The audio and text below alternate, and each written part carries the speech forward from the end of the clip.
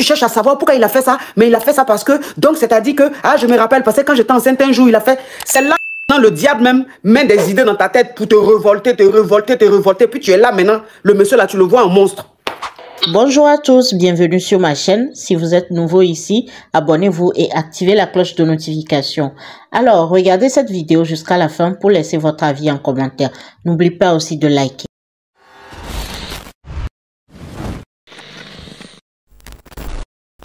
Je suis mariée, ça fait 4 ans. Et mon mari, lui, a des enfants. Quand je l'ai rencontré, moi, je voulais pas de quelqu'un qui avait des enfants. Bon, je suis quand même restée avec lui parce qu'il y avait un bon feeling. Et on a fini par se marier. Sauf que mon mari, c'est quelqu'un qui est très souvent dans la séduction. Il aime bien séduire les autres personnes, en fait. Et récemment, j'ai appris que j'étais enceinte. Malheureusement, le bébé a Adja. Adja, je suis désolée. Oui, merci. Et quand j'ai appris ça, en fait, j'ai appris que mon mari aussi me trompait en même temps. Donc là, mon mari me demande pardon.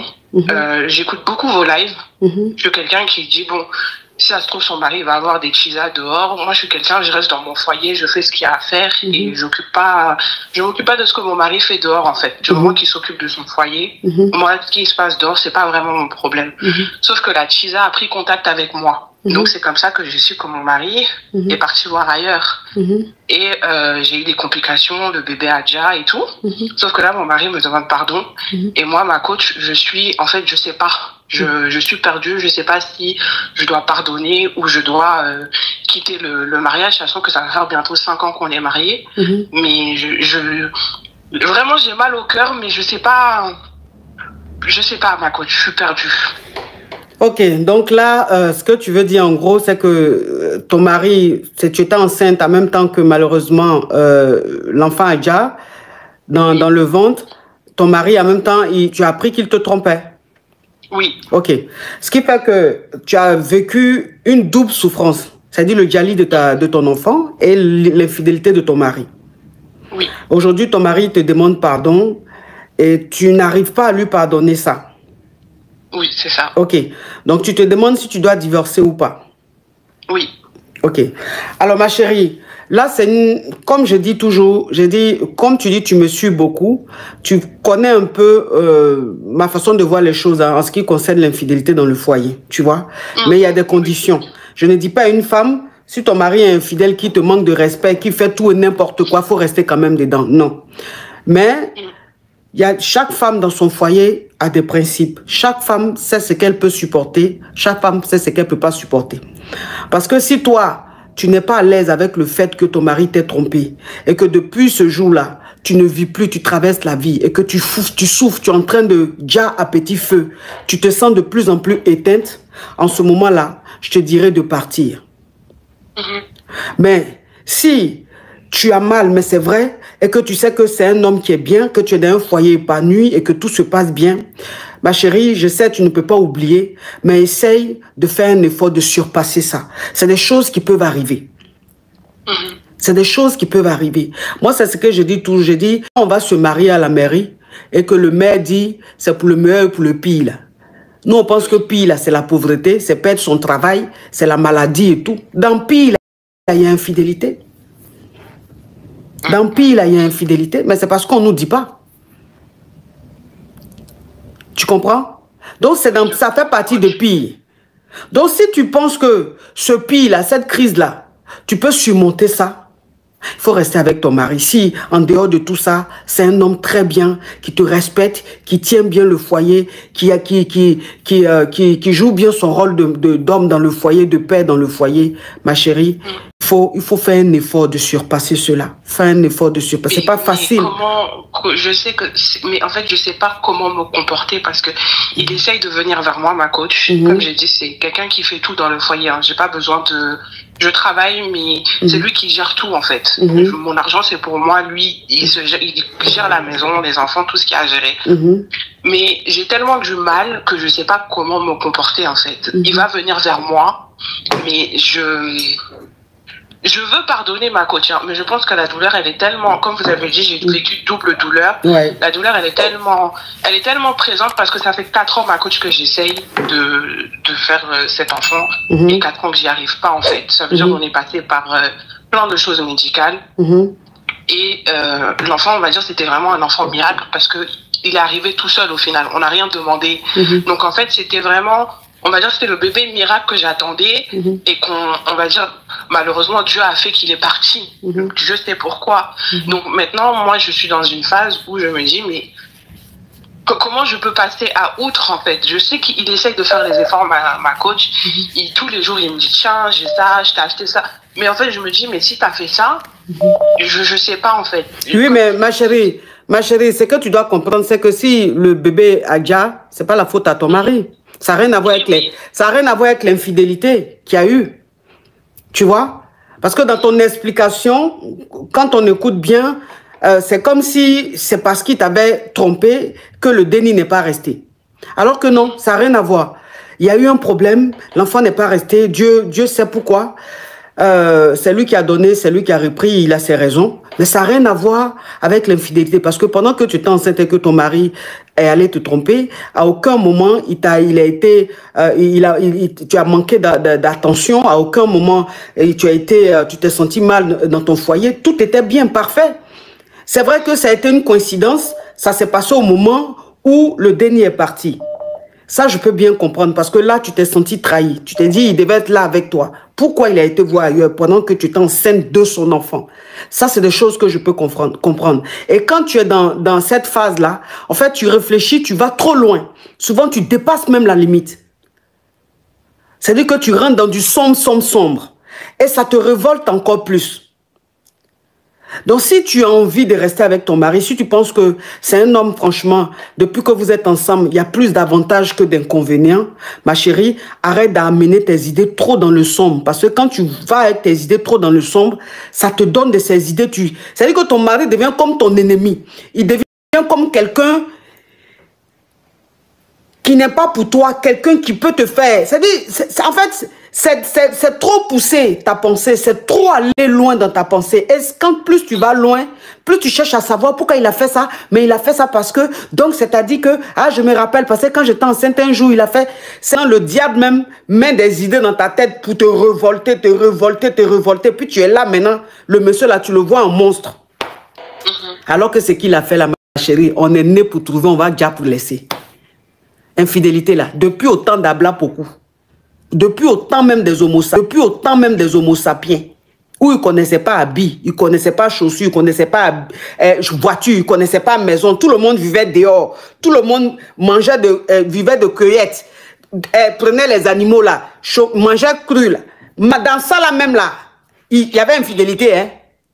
Dans ça là, au temps même des homo sapiens là, il y avait infidélité. Hein? Pour vous dire. Donc ça veut dire que c'est quelque chose même qui existe depuis. Bon, pourquoi maintenant, toi, tu es né aujourd'hui, là, tu penses que c'est toi qui peux mettre fin à ça? Non, c'est vrai. Ma chérie, on n'a qu'à être réaliste.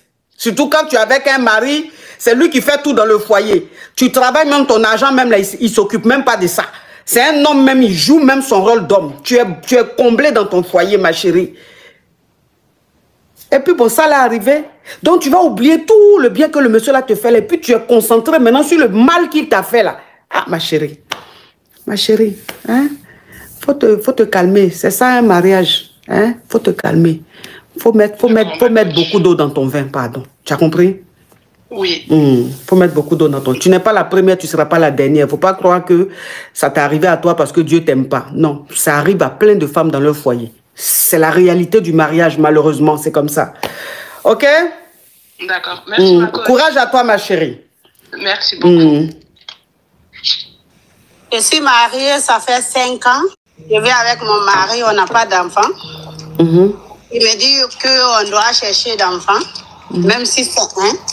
J'ai dit, OK, il n'y a pas de problème. Je suis partie à l'hôpital pour faire les examens, tout ça. On me dit que je peux tomber enceinte. Donc, je suis venue, je lui ai dit, OK, chérie, ils ont dit que je n'ai pas de problème, on peut faire des enfants. Là, du coup, il m'a dit, il n'y a pas de problème. Un soir, on était couchés.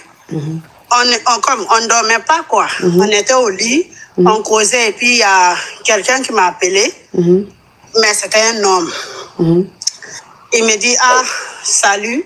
J'ai dit, salut, c'est qui? Il me dit, ah, moi, je suis Kizo de ton mari aimé. J'ai dit, Kizo, comment ça, Kizo? Il dit, ah, ok, ton mari t'a rien dit, on sort ensemble. Moi, je dis, c'est pas vrai. Après, j'ai demandé à mon mari, j'ai dit, lui, il vient de m'appeler, il dit que tu es son Kizo, là, ça veut dire quoi ça?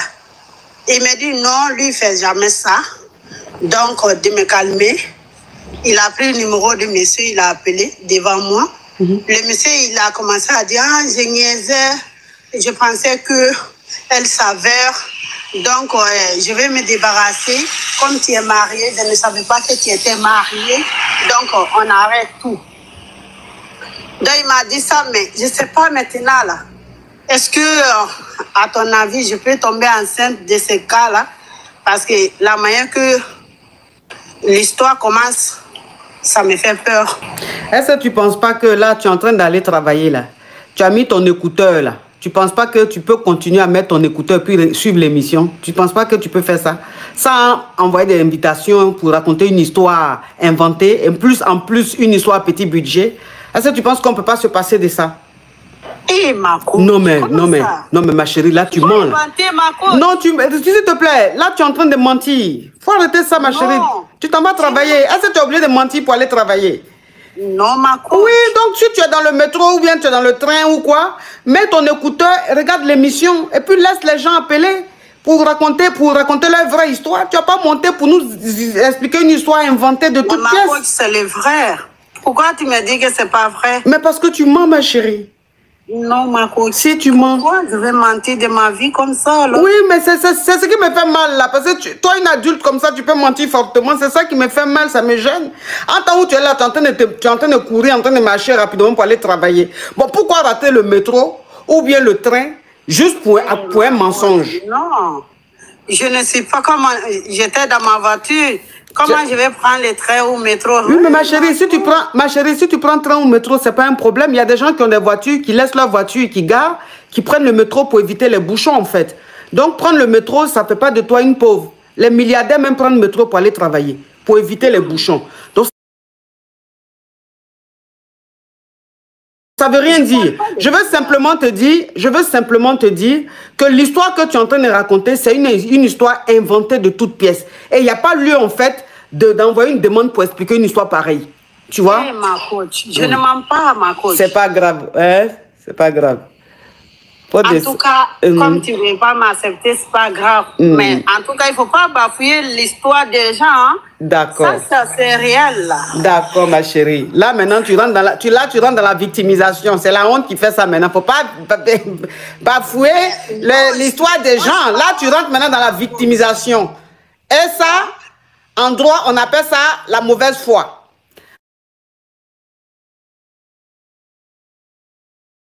Au revoir, jolie femme. Au revoir. Vous n'êtes pas gentil, hein? Ok, je ne suis pas gentil. Oui, je ne suis pas gentil. Il faut partir. Carabette. Tu mens fortement. En plus, les caviars l'ont remarqué. On dit que ça fait 3 fois un monte sur le live. On dit que ça fait 3 fois un monte sur le live. Ça veut dire qu'elle a l'habitude de monter sur les lives et de raconter des histoires différentes. Allô? Allô? Au fait, coach, je voulais te poser une question. Tu es marié ou pas? C'est pourquoi? Tu es marié? Tu veux faire quoi ça? Mon père, il est célibataire. Donc quoi? Donc là, du coup, là, je voulais te marier pour te donner mon père. Il est où ton papa? Bon, il est en Amérique. Hein. En Amérique d'où? Au Canada. Il est en Canada? Oui, coach. Tu es sûr que ton papa est vraiment au Canada? Parce que de toute façon, tu dis en Canada là. Parce que quelqu'un qui t'envoie, ou toi-même tu es où? Moi, je suis en France, non. Maximum à Lyon. Toi, tu es à Lyon? Ouais. Je ne suis pas intéressé. Coach, au fait, tu m'écoutes, je voulais te poser une question. Si tu étais intéressé, moi, je peux te donner tout ce que tu veux. Toi? Voilà, coach, je peux te donner tout ce que tu veux. Toi, tu fais quoi dans la vie? Moi, je suis professeur. Professeur de quoi? Professeur de maths. Dans quelle école? Tu dis? Toi, tu es professeur dans quelle école? Lycée. Toi, tu es professeur d'un lycée. Oui, coach. mais c'est les crevettes qui sont dans le lycée là, ou bien c'est qui? Au fait, tu me crois pas ou pas? Ah non, je te crois pas, parce que toi-même, tu peux pas être professeur et puis tu vas dire en Canada. Parce qu'un professeur, c'est qu'on dit pas en Canada. J'ai dit au Canada. Bon, tu es prof de quoi? Prof de maths. Dans Lyon là? Oui. Bon, le collège où tu es professeur là, c'est quel collège? Collège municipal. À Lyon, en France ici, il y a collège municipal. De quoi? Collège municipal. Oui, mais c'est quoi le nom? Collège municipal là, c'est un nom quand même. Lycée Bouvier. Lycée Bouvier. Oui. C'est la France qui est dans tes rêves quand tu te couches pour dormir là, ou bien c'est la France où moi je suis là? Non, coach, il n'y a pas de Lyon. C'est pas Lyon où je suis parti là. Toi, c'est le lion même qui est dans la forêt là. Non. Où tu es là? Non, il n'y a pas de Lyon. Lyon même. Toi, tu es à Lyon? Oui, coach. Tu es dans quel quartier là-bas? Tu dis? Tu es dans quel quartier à Lyon? C'est pour mentir que tu dis... Lyon par deux. Hein? Lyon par deux. Lyon par deux. Oui. Voie 1. Voie 1. Oui, coach. Lyon par 2, voie 1. Ça, c'est où ça? Lyon par 2, voie 1. Ah, Lyon par Dieu, voie 1. Ouais, oui, coach. Mais Lyon par Dieu, là, c'est la gare de Lyon? Non, c'est Lyon par 2. Si tu arrives à la gare là, tu prends voie 1. Oui, mais voie 1, là, c'est pour les voies qu'on prend pour prendre le train. Toi, tu habites sur les voies maintenant? Non, au fait, voie 1 là, il y a un magasin, voie 1, magasin, j'ai un verre bistrot là, tu vois dedans. Quel bistrot ça? Bistrot là, ça, grand bistrot là, Lyon par Dieu, grand bistrot là. Oui. Voilà, à côté de grand bistrot là-bas, grand bistrot là, si tu arrives là-bas, si tu parles mon nom net, si tu dis que Wane, tout le monde me connaît.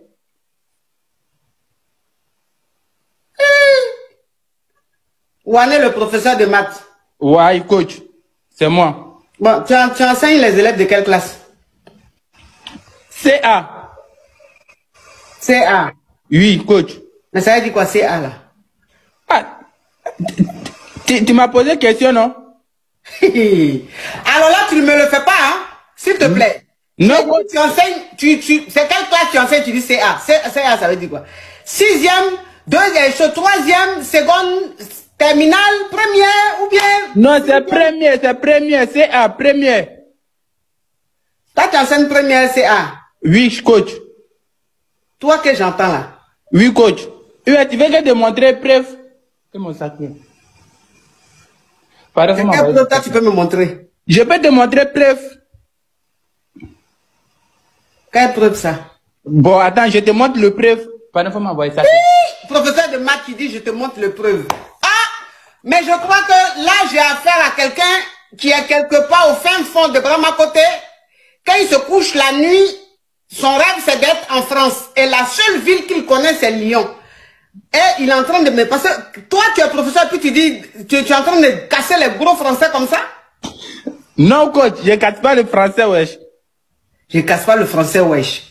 Il est en train même d'empirer sa situation. S'il te plaît, je t'ai assez concentré. Attends, faut pas me faire descendre d'abord. Attends. Au fait, coach, quand tu dis que tu me crois pas, je peux te montrer les preuves. Parce que du coup, je te suis depuis longtemps. Oui. Et tu vois? Oui. Mais du coup, moi, je suis pas mort des réseaux. C'est à cause de ça. Depuis, je te suis, je n'ai jamais monté sur ton live. C'est aujourd'hui, il a décidé pour prendre le temps pour monter sur ton live. Oh là là, le Yougos, franchement. Bon, coach, attends, tu m'envoies ton truc, je t'envoie 1000 euros. Toi, tu envoies 1000 euros à qui? Je t'envoie 1000 euros tout de suite, si tu me crois pas. Et puis, après, j'envoie une demande, Tu me prends en cause. Toi, tu as 1000 € où tu es là. J'ai dit, tu m'envoies, je t'envoie 1000 €. 1000 €, tu m'envoyé par quoi? Tu peux m'envoyer, je peux t'envoyer ta carte bancaire. Ou Orange Money. Orange Money, ça prouve même qu'il n'a pas l'habitude de faire des mandats. Bon, je t'ai assez écouté comme ça, au revoir. Bon, merci chef, au revoir non. Oh, Yougos. Non mais franchement, les Yougos, ils n'ont pas de limite quoi. Ils n'ont pas de limite. Ça, tu vas voir, il est assis quelque part derrière un koutoukoudrom. Il a pris au moins koutoukou 100 francs. Donc où il est là, c'est-à-dire quand il boit son koutoukou, il s'imagine en France, à Lyon. Donc il dit des choses, il ne sait même pas de quoi il parle. Nous sommes arrivés à la fin de cette vidéo. Merci de l'avoir regardée. Alors, laissez votre avis en commentaire. Likez la vidéo, partagez-la à plusieurs personnes. Surtout, abonnez-vous. Et si vous aimez ce genre de contenu, activez la cloche de notification pour ne rien rater. Alors, on se retrouve à très bientôt pour une nouvelle vidéo. Merci. Bisous.